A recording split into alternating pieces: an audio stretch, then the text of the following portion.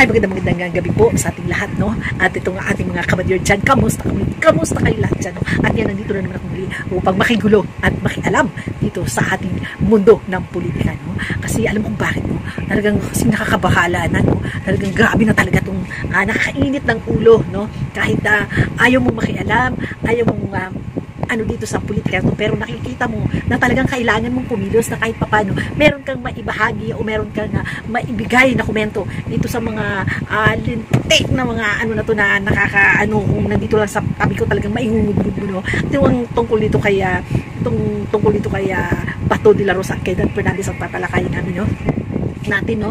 At kasi nga itong si Dan Fernandez na galing-galingan ever, akala mo abogado, alam mo pag pinapanood ko yung kanyang vlog, ay yung kanyang sa Senate hearing, nakakainit siya ng ulo, alam ko sino, no? Alam mo hari na siya, ano, di ba sinabi ko, sagot, parang ganon. Alam, sabi ko, ba't ganon? Nakakainis na ang mga ano na to, parang kalang ko sino ng mga parang mga sanggano na pre, lalaban ka. Pag hinahamon naman siya sa labas, katulad nito Pasyo, hinahamon siya sa labas, wag doon sa teritoryo niya. Nasa teritoryo niya At nagganun-ganunan pa sa yung Senate hearing ba naman sila nagganun-ganunan sa tawa-tawanan. Tama ba naman yung mga nilang yun, yung mga galaw nilang ganun sa pag may nag-interview sila, yung pag nagtatawanan sila, parang sila mga kanto boy. Alam mo, yung kongreso talaga hindi na sila kagalang-galang, hindi katulad noon na talaga maggagalan mga kongreso, makikinig ka talaga. Pero ngayon, parang ano lang yung away kanto, usapang kanto, no? Parang usapang barbero. Kaya pala sinabing moro na lang, no? Kasi talagang nainit talaga ang ulo ko talaga, no? Lalo na to sila Paduano, sila Abante, ang yayapag dyan sa teritoryo nila. O ngayon, nainis si Bato de la Rosa kasi ito si Dan Fernandez, hindi nadamay ang anak ni Bato de la Rosa. Diyos ko, na isang talaga naman si Dan Fernandez, talagang gagawa sila ng paraan para mainis nila talaga, parang naiinis na sila parang napaka-unprofessional nila, no? Diyos ko, katulad nito, no? At paparinig ko sa inyo yung ito si Kabibig, no? Shoutout kay Kabibig, no? Kasi paborito ko si Kabibig, no? Panoorin nyo ito, napakaganda ng kanyang mga komento at vlog niya sa kanyang channel. Tingnan nyo, pararinig ko sa inyo. Ako si Kabibig, maglabag na shoutout po sa inyo. Uminit ang ulo ni Senator naputol lang. So, ulitin natin. With evidence ako po, uminit ang ulo ni Senator Bato de la Rosa. Sino bang hindi init ang ulo? Talaga? Pati anak ni Senator Bato de la Rosa ay dinamay pa ni Congressman Dan Fernandez at Quadcom hearing. Walang sinanto ang Quadcom hearing na isama pa ang anak ni Senator Bato de la Rosa. Naku! Senator Bato de la Rosa pa ba? Hindi ba? Inangiinis na kasi sila yun. Wala namang kinalaman ang kanyang anak sa Quadcom hearing. Tapos, sinadamay na naman yung pamilya. Katulad ng ginawa kay ano kaya gustong patunayan ni Congressman Dan Fernandez? Meron kaya gustong i-prove sa mga nanonood, sa mga tao na posibleng awit nga ba ang anak ni Bato? Mga kapatid ko, di kaya inabuso ni Bato ang kanyang kapangyarihan para ang ginamit ito para sa kanyang pamilya, na para maprotektahan ang kanyang pamilya. Ako kamibigan. Ito kasi ang sinabi ni Senator Bato de la Rosa. Nag-post siya sa kanyang, I think, his personal page, I think so. Sabi ni Senator Bato de la Rosa, Kong Fernandez, huwag mong idamay ang anak ko. If your son needs a babysitter, mine doesn't need one. Kung ang anak mo, Kong Fernandez, ay nangangailangan ng yaya o nagpatay, pero yung anak ko, hindi. For your information, my son entered PNPA against our will. He is a Scout Ranger, airborne, and now a Special Forces student. Please, do not demean his professionalism. Bakit kaya nag-post si Senator Bato de la Rosa ng ganitong quoting the Congressman Fernandez, tapos wag mo namang ahiyain ang kanyang pagiging professional. Oo. At wag mong idamay ang anak ko. Parang alam ba kung galit kayo sa yun lang naman ang nila dun ipahiya si De La Rosa kasama ng pamilya para sirain yung pangalan ko. Na may personal na nga po si Dan Fernandez. Kasi alam mo professional, si Dan Fernandez, Ranger, airborne, and now Special Forces student. And take note, this trabaho ng anak niya ay serving the country. Yes. Ano bang ginawa ni Scout Ranger kaya? Ito may nakita akong video na i-share ko. May punto ba yung pagkagalit ni Senator Bato de la Rosa?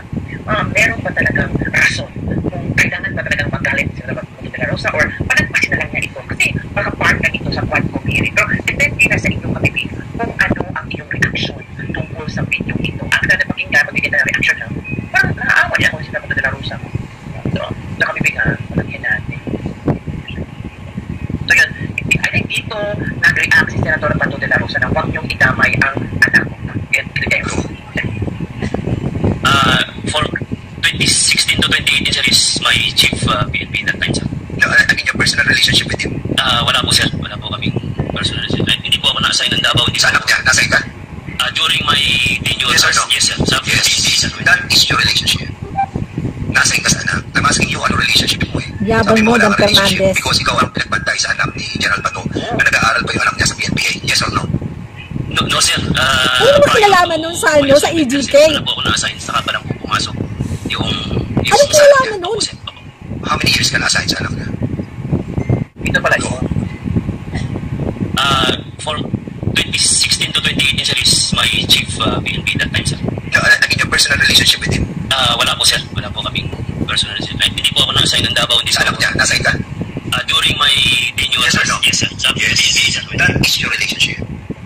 Nasa ka sa anak. I'm asking you ano relationship mo eh.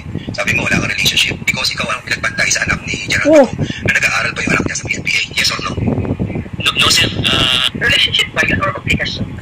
Kasi iba yung relationship. If we're talking about Yung relationship kasi ano eh, pinsan. diba? If we're Or talking pinsan about man lang yung relationship, kamag-anak pwedeng, na malayo. Magnobyo, magnobya, kapatid, kaibigan, or Kajowa. guard ka lang or tagabantay ka lang. Kajowa. It's a job. It's not a relationship. So how do you define Eh, may gustong palabasin dito si Dan Fernandez eh. Parang gusto niyo mangyari, bakit mo dahil ginagawa ni Senator De La Rosa yung nakabantay ka lang, nakabantay ka, at the same time, kumaalis siya, or uuwi siya, o mapunta sa school, yun lang talaga, walang aral. Sa Mandaluyong, ang nagserbisyong love ng taong grabe no, no. Oh, nakita nyo no, yung video no. At masyado talaga ito si Dan Fernandez, no? Alam mo ang tinutumbok niya dito no, na naging abusado. Gustong palabasin dito ni Dan Fernandez na abusado sa kanyang tungkulin, no? Na kahit pagbantayin ng dahil siya ay si Bato de la Rosa isang chief PNP, kaya niyang gawin yun na pagbantayin ng anak ng yung gano'n na mga ano niya, tauhan. Yun ang gusto niyang sabihin doon eh. Ay naku talaga, paano mangyayari yun, Diyos ko? Maniwala ka naman dyan sa mga pinagsasabi nitong Dan Fernandez na to na, at saka wala nang ano doon eh, wala nang yung mga ganong usapin, wala na sa ano yun eh, wala na sa hulog, wala na sa usapin, wala na, hindi na kasama yung sa ano ng EJK. Anong purpose? Bakit kailangan sabihin niya pa yun? Ay naku talaga naman no. So ngayon no, dapat tayo no, isipin natin yung ating mga iboboto. Huwag tayong basta sulat ng sulat sa balota na kung ano-ano na lang, na kung sino-sino na lang. Ito, kilala ko tumatunog ang pangalan. Pero hindi nyo alam kung ano ang karakter ng tao na yan. No? Kung ano ang behind the scenes na pinagagawa niya na mabuti lang dyan pagkaharap at dahil siya para butuhin siya. So hanggang dito na lang po aking vlog at maraming salamat po sa inyo lahat. Sa atin po paalala, sa 2028, ayusin po natin ang pagboto. Katulad niyan, tingnan niyo po nangyayari sa ating bansa, magulo. Dahil bakit? Kasalanan din natin, no? Kasalanan din natin na bumoto tayo ng mga taong hindi karapat-dapat. So, babu!